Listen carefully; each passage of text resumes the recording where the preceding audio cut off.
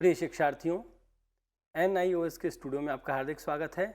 वेदाध्ययनम पुस्तक के अंतर्गत नवे पाठ के रूप में पूषण सूक्तम उषस सूक्तम इसके प्रथम भाग का हम अध्ययन करेंगे। वेद में छठे मंडल में 53वें सूक्त के रूप में पूषण सूक्त की प्रसिद्धि है। पूषा इस शब्द का अर्थ पूषा यह शब्द पोषण के अर्थ में पढ़ी गई पुष धातु से बनता है। यास्क के अनुसार आदित्य के रूप किरणों के द्वारा यह पुष्ट होता है, इसलिए इसे पूषा कहा जाता है। शौनक के अनुसार पूषा पोषण करता है, पृथ्वी का पोषण करता है, किरणों के द्वारा अंधकार का निवारण करता है, इसलिए पूषा कहा जाता है। पूषा वस्तुतः सूर्य ही है। लोगों ने कालांतर में भिन्न रूप दे करके सूर्य से अतिरिक्त वैशिष्ट इसमें आरोपित कर दिया। इस पूषण सूक्त के भरद्वाज ऋषि पूषण देवता गायत्री छंद हैं। इस सूक्त को आधार बनाकर सायणाचार्य ने भाष्य किया, जिसकी प्रसिद्धि सायण भाष्य के नाम से है। इस पाठ को पढ़कर आप पूषण सूक्त के विषय में जान सकेंगे, पूषण देवता के स्वरूप को जान सकेंगे, उषा देवी के विषय में जान सकेंगे, उषा देवी के महात्म्य को जान सकेंगे, उषा देवी के विषय में विशिष्ट ज्ञान प्राप्त कर सकेंगे, मंत्रों के संहिता पाठ को जान सकेंगे, सूक्त में विद्यमान मंत्रों के पदपाठ को जान सकेंगे, स्वयं मंत्रों के व्याख्यान को कर सकेंगे और स्वयं मंत्रों के अन्वय को कर सकेंगे, मंत्र में विद्यमान शब्दों के व्याकरण को जान सकेंगे, वैदिक शब्दों को जान सकेंगे, लौकिक और वैदिक शब्दों के भेद को जान सकेंगे। आइए चलते हैं प्रथम मंत्र की ओर। वयमु त्वा पथस्पते रथम न वाजसातये धिये पूषण न युजमहि। हे मार्ग की रक्षा करने वाले पूषण, अर्थात मार्ग में रक्षा करने वाले पूषण, हमारे द्वारा धन प्राप्ति के लिए और कर्म संपादन के लिए तुम नियोजित किए गए हो। अभिनो नर्यम वसुवीरम पर्यत दक्षिणम वामम गृहपतिम नया। हे पूषण, मनुष्यों के लिए धन की ओर दक्षिणा प्रदान करने वाले प्रशंसनीय गृहस्थ को हमारी ओर लाओ। अदित संतम चिदाघृणे पूषण दाना यचोदया पणेश्चिद्वि मृदा मनः। हे दीप्ति से युक्त पूषण, जो दान की इच्छा नहीं रखते हैं, दातुम अनिच्छन्तम, ऐसे लोगों को दान के लिए प्रेरित करो। वणिजः अपि मनः विशेष रूपेण कोमलम कुरु। ऐसे वणिक लोग जिनके मन में दान की भावना उत्पन्न ही नहीं होती है, उनके ऐसे कठोर मन को कोमल बनाओ, जिससे कि वह दान करने के लिए प्रेरित हों। विपथो वाजसातये छिनुहि विमृधो जहि साधनता मुग्र नो दिया। हे पूषण, धन और अन्न के प्राप्ति के लिए मार्ग में विविध प्रकार से परिष्कार करो और वहाँ पर मार्ग में प्राप्त होने वाली विभिन्न प्रकार की जो बाधाएं हैं, उनका नाश करो और हमारे कर्म की सिद्धि करो। परित्रिंधि पणीनामारया हृदया कवे अथे मस्मभ्यम रंधया। हे प्राज्ञ भाव से संपन्न हे पूषण, आर्या वणिजः हृदयम परित्रिंधि। जो वणिजों के हृदय में जो ग्रंथियां हैं दान न करने की, ऐसी ग्रंथियों को काट दो और उन्हें हमारे वश में, हमारे नियंत्रण में स्थापित करो। विपूषण नारया तुद पणे रिच्छ हृदय प्रियम अथे मस्मभ्यम रंधया। हे पूषण, अपने साधन के माध्यम से जो लोभ करने वाले जो वणिक हैं, उनके हृदय को विशेष प्रकार से पीड़ा दो। जब वह दान कर्म नहीं करते हैं तो उनका मन यह देख कर कि अरे मैं दान नहीं कर रहा हूँ, मुझे करना चाहिए, और दुख हो, उनके मन में दुख उत्पन्न हो कि मुझसे ये गलत कार्य हो गया, मुझे दान करना चाहिए। वणिकों के हृदय में प्रिय कार्य की इच्छा उत्पन्न हो, अर्थात दान रूपी कर्म की इच्छा उत्पन्न हो, और ऐसे वणिजों को आप हमारे वश में स्थापित करो, हमारे नियंत्रण में स्थापित करो। आरिख किकिरा कृणु पणीनाम हृदया कवे अथे मस्मभ्यम रमधय। हे प्राज्ञ भाव से संपन्न पूषण देवता, वणिजों के हृदय को, वणिकों के हृदय को हमारे हिसाब से, हमारे स्वभाव के अनुसार अनुकूल करो और उसको कोमल करो और उन्हें हमारे नियंत्रण में स्थापित करो। याम पूषण ब्रह्मचोदनीमाराम बिभर्ष्या घृणे तया समस्य हृदयमा रिख किकिरा कृणु। हे दीप्ति से युक्त पूषण देवता, हे चमक से युक्त पूषण देवता, हे द्युतिमान पूषण देवता, तुम अन्न के द्वारा प्रेरित इस आरा को धारण करते हो। उस आरा के द्वारा क्या करो आप? लोगों के हृदय को कोमल करो। याते अष्ट्रा गो ओपशा घृणे पशु साधनी तस्यास्ते सुम्न मीमहे।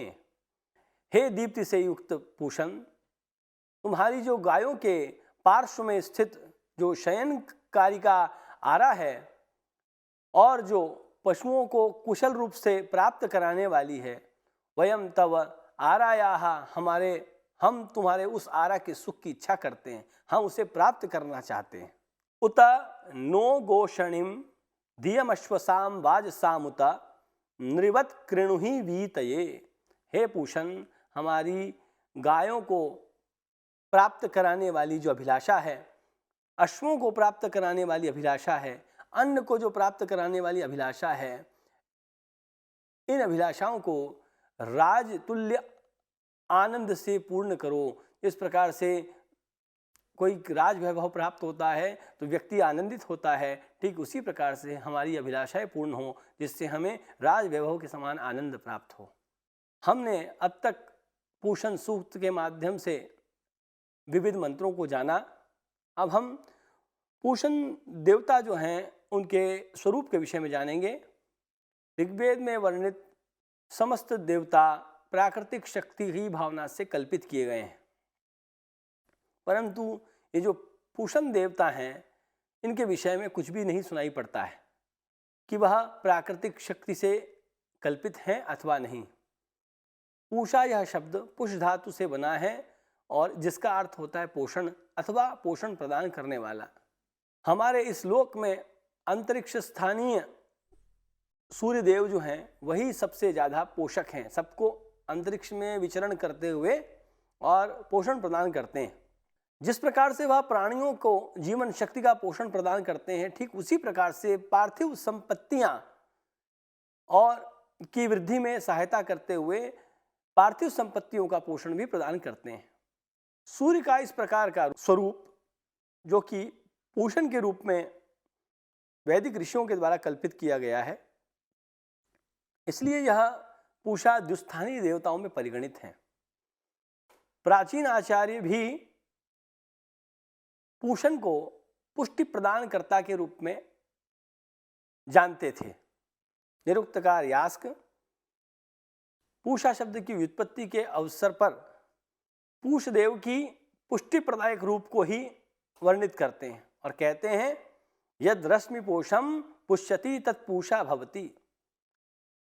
अन्य स्थल पर वह पूषण देवता को आदित्य के रूप में वर्णित करते हैं, जैसा कि कहा गया है सर्वेषां भूतानां गोपायितादित्यः। इसके अतिरिक्त दूसरे वैदिक ग्रंथ में शौनक के द्वारा कहा गया है पूष्यन् क्षितिं पोषयति प्रणोदन रश्मिभिस्तमः तेनै नमस्तौत पूषेति भरद्वाजस्तु पंचभिः। बाद के समय पर वेद के व्याख्यानकर्ता, वेद की व्याख्या करने वाले सायण ने पूषण देवता को उद्देश्य करके कहा जगत पोषक पृथ्व्यभिमानी देवः इति। ये जगत के पोषक हैं और पृथ्वी के अभिमानी देवता हैं। ऋग्वेद के लगभग 8 सूक्तों में पूषण की स्तुति प्राप्त होती है। वह आघृणी अर्थात जाज्वल्यमान है, वह कपर्दी अर्थात जो जटा धारण करता है, जो दाढ़ी रखता है, इस प्रकार के हैं। स्वर्ण के समान उनका वर्ण है, उनके बाण तीखे हैं और धनुष बाण ही उनका प्रधान हथियार है, आयुध है। उनका वाहन अज है अर्थात बकरा है, जैसा कि श्रुति में प्राप्त होता है। बृहद देवताकार ने उल्लेख किया है अजाहा पूष्णश्च वाजिना घृतमिश्रितः यवस्य सक्तुः तस्य प्रधानम खाद्यम। इस पूषण को सर्वाधिक क्या प्रिय है? तो कहा घृत मिला हुआ जौ का सत्तू, वह इनको सर्वाधिक प्रिय है। ब्राह्मण साहित्य में कहा गया है कि इनके दंत नहीं हैं, ये दंतहीन हैं, इसलिए ये चूर्णित किए हुए पदार्थों को खाते हैं। इसीलिए सत्तू, जो सत्तू लोक भाषा में प्रसिद्ध है, वह पिसा हुआ होता है, इसीलिए वह इनका प्रधान खाद्य पदार्थ है। शुक्ल यजुर्वेद के शतपथ ब्राह्मण में भी इन्हें अदंतक कहा गया है, जिससे इनके दंतहीन होने का स्पष्ट उल्लेख प्राप्त होता है। इस विषय में एक उपाख्यान भी प्राप्त होता है। ऋग्वेदीय समाज जो था वह कृषि प्रधान था और कृषि में पशुओं का उपयोग किया जाता था, इसलिए पशुपालन भी जीविका के रूप में लोगों के मध्य में व्याप्त था। पूषा ऋग्वेद में पशुपालकों के अभिष्ट देवता के रूप में कहे गए हैं। गाय रूपी संपत्ति, गो संपत्ति ही सबसे ज्यादा श्रेष्ठ संपत्ति है, ऐसा सुना जाता है।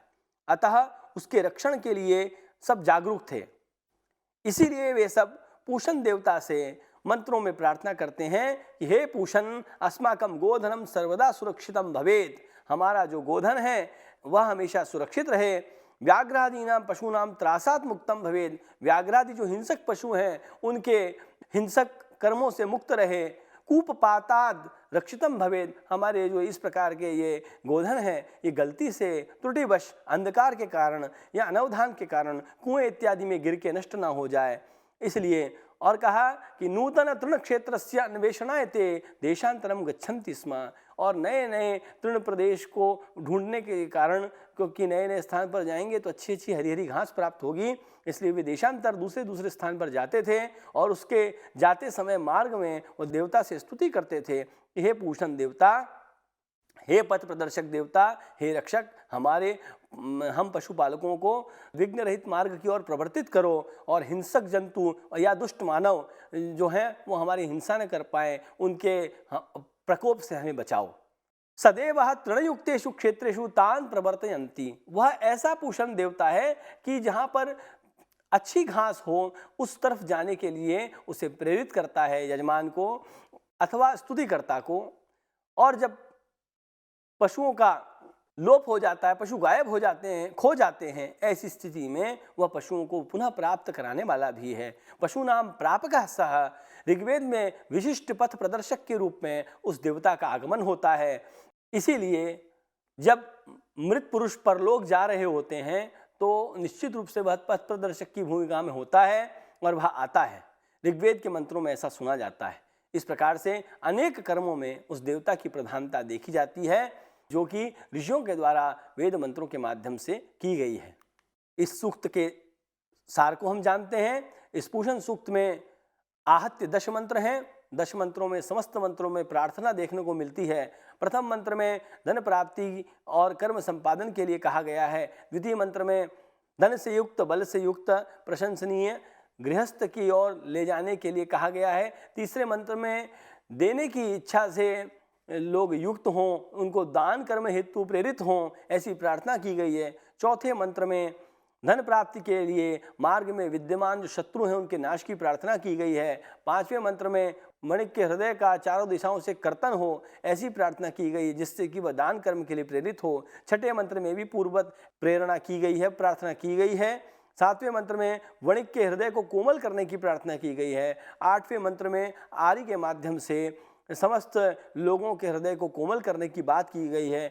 9वें मंत्र में भी सुख प्राप्ति की बात की गई है। 10वें मंत्र में गायों को पुनः दिलाने की बात की गई कि मार्ग में यदि कभी हमारे पशु गोधन इत्यादि खो जाएं, गुम जाएं, तो हमें वह पुनः प्राप्त हों। हमारे घोड़े इत्यादि खो जाएं तो वो हमें प्राप्त हों। हमें अन्न प्राप्त हो, हमारी अभिलाषाएं पूर्ण हो, हमें राजतुल्य आनंद की प्राप्ति हो और हमारी जो प्रार्थनाएं हैं वह पूर्ण हो। इस संपूर्ण पूषण सूक्त में प्रायशः वणिकों के हृदय को कोमल करना, उसका छेदन करना, जिससे कि वह धन प्रदान करने के लिए, दान देने के लिए प्रेरित हों, ऐसे कार्य की प्रेरणा की गई है, ऐसे कार्य हेतु प्रार्थना की गई है। और वह एक बार नहीं, अनेक बार और विविध रीतियों से की गई है। धन्यवाद।